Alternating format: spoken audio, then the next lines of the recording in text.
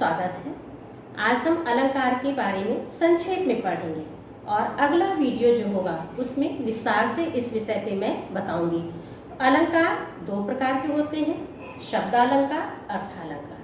शब्दालंकार के तीन भाग होते हैं मुख्य रूप से, वैसे तो कई हैं लेकिन मुख्य रूप से तीन हैं, अनुप्रास अलंकार, यमक अलंकार और श्लेष अलंकार। अर्थालंकार के भी मुख्य तीन हैं, उपमा, रूपक और उत्प्रेक्षा। इसके अलावा संदीप, संदेह, प्रतीकमान, मानवीकरण ये सब भी हैं, उसको हम बाद में आपको विस्तार से बताएंगे। अब आते हैं अनुप्रास अलंकार की परिभाषा। जहाँ पर एक वर्ण की आवृत्ति एक से अधिक बार हो, आवृत्ति मतलब कई बार, वहाँ अनुप्रास अलंकार होता है। उदाहरण, चारु चंद्र की चंचल किरणें। इस उदाहरण में च वर्ण की आवृत्ति एक से अधिक बार हुई है, इसलिए यहाँ पर अनुप्रास अलंकार है। अलंकार को विस्तार से जानने के लिए मेरे चैनल को अवश्य सब्सक्राइब कर लें। अब आते हैं यमक अलंकार के बारे में। अब हम शब्दालंकार के दूसरे भेद यमक अलंकार पे आते हैं। यमक अलंकार की परिभाषा, जहाँ एक शब्द एक से अधिक बार आए लेकिन उनके अर्थ अलग अलग हो। हर बार शब्द का अर्थ अलग अलग हो, वहाँ पर यमक अलंकार होता है। अब इस अलंकार का उदाहरण देखते हैं। खग कुल कुल कुल सा बोल रहा। आप देख रहे हैं कि इस उदाहरण में कुल शब्द एक से अधिक बार आया है। परिभाषा क्या है? जब कोई शब्द वर्ण नहीं, अनुप्रास अलंकार में आपने पढ़ा कि एक वर्ण की आवृत्ति स्वर या व्यंजन, लेकिन यहाँ पर यमक अलंकार में क्या है? शब्द, एक शब्द एक से अधिक बार आए और उनके अर्थ अलग अलग हो, तब यमक अलंकार होता है। अब यहाँ कुल कुल कई बार आया है। खग कुल, इस कुल का अर्थ है समूह। किसका समूह? पक्षियों का समूह। कुल कुल सा बोल रहा है, इस कुल कुल का अर्थ है कलरव करना है। इस तरह से आप देख रहे हैं कि इस उदाहरण में कुल कुल शब्द एक से अधिक बार आया है और उसका अर्थ भी अलग अलग है, इसलिए यहाँ पर यमक अलंकार है। अब हम शब्दालंकार के तीसरे भाग श्लेष अलंकार के बारे में पढ़ेंगे। श्लेष, जैसा कि इसके नाम से स्पष्ट हो रहा है, चिपका हुआ है। श्लेष अलंकार वहाँ होता है जहाँ एक शब्द के कई अर्थ निकलते हैं। शब्द एक हो लेकिन उसके अर्थ कई हो। उदाहरण देखिए, रहीमन पानी राखिए, बिन पानी सब सोन, पानी गए न उबरे, मोती मानस छून।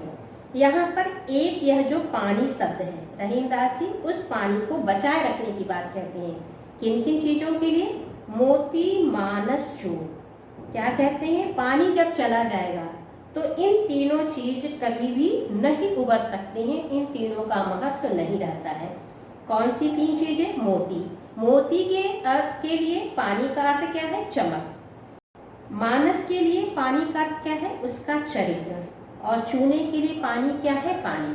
आप देखते होंगे मोती की चमक जब फीकी पड़ जाती है तो उसे हम पहनते नहीं है, वह हमारे लिए उपयोगी नहीं है। मनुष्य क्या है? जिसका पानी चला गया। ऐसे आम बोलचाल की भाषा में भी कहा जाता है अपनी पानी को बनाए रखो। तो जिसका पानी चला गया, जिसका चरित्र नहीं है, उसका भी कोई महत्व नहीं रह जाता है।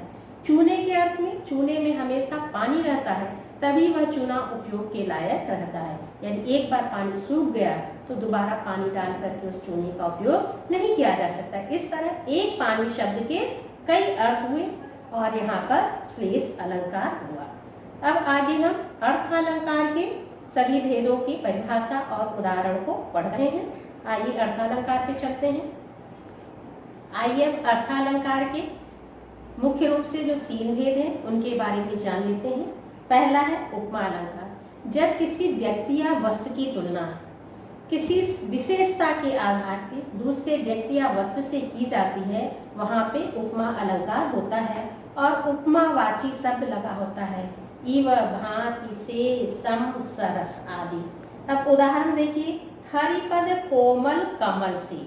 यहाँ पे हरि के पद की तुलना किससे की जा रही है? कमल से। किस गुण धर्म के आधार पे? कोमलता के आधार पे। तो जब किसी आधार पे की जाए वहां पर उपमा अलंकार, और यह तुलनावाची शब्द लगा हुआ है से। कोमल है किसकी तरह? कमल की तरह। अब दूसरा अलंकार है रूपक अलंकार। रूपक अलंकार में क्या होता है, दोनों में कोई अंतर नहीं रह जाता है। यहाँ पर तुलना की जा रही है और यहाँ उपमेय में उपमान का भेद रहित आरोप किया जाता है। भेद रहित मतलब कोई भेद नहीं, उपमेय को ही उपमान मान लिया जाता है। उदाहरण देखिए, मुख चंद्र तुम्हारा देखकर, यहाँ पे क्या है, मुख ही क्या है, चंद्र है, दोनों में कोई अंतर नहीं है, मुख और चंद्र एक है। तो इसलिए यहाँ पे कौन सा अलंकार हो गया, रूपक अलंकार। तीसरा अलंकार है उत्प्रेक्षा अलंकार, यह भी उपमेय और उपमान का ही अलंकार है, लेकिन यहाँ पर उपमेय में उपमान की संभावना की जाती है और मनु मानव जन जानहु लगा रहता है। उदाहरण देखिए, मनहु नीलमणि शैल पर आतक पर्यो प्रभात, मनव मानो नीलमणि पर्वत के ऊपर प्रातःकालीन सूर्य की किरणें पड़ रही हैं। तो यहाँ संभावना की जा रही, मानो ऐसा हो रहा है। इस तरह से आपने तीनों को देखा, तीनों ही अलंकार उपमेय और उपमान से संबंधित है, लेकिन उपमा अलंकार में उपमेय की उपमान से तुलना की जाती है, इव भांति समसरस लगा होता है। रूपक अलंकार में उपमेय पर उपमान का भेद रहित आरोप किया जाता है, यानी एक को ही दूसरा मान लिया जाता है, और तीसरे में उपमेय में उपमान की संभावना की जाती है, मन मानो जन जानो लगा रहता है। यह ट्रिक है पहचानने का कि कैसे हम उपमा, उत्प्रेक्षा और रूपक को अलग अलग कर सकें। उपमा में याद रखिएगा, तुलनावाची शब्द से, इव, भांति, सम, सरस लगा होगा। रूपक में उपमेय को ही उपमान मान लिया जाएगा। उत्प्रेक्षा में मन मानो जन जानो लगा है। उम्मीद है आपको यह अच्छी तरह से समझ में आ गया होगा कि किस ट्रिक से हम तीनों को अलग अलग पहचानेंगे। आगे हम विस्तार से इस पे चर्चा करेंगे। धन्यवाद। बच्चों, अलंकार के बारे में हम आज पढ़े हैं, आप इसे रिवाइज कर लेंगे। अगले वीडियो में इस पर आधारित प्रश्न होंगे जिन्हें हम करेंगे, इसलिए आप मेरे चैनल को सब्सक्राइब कर लें। धन्यवाद।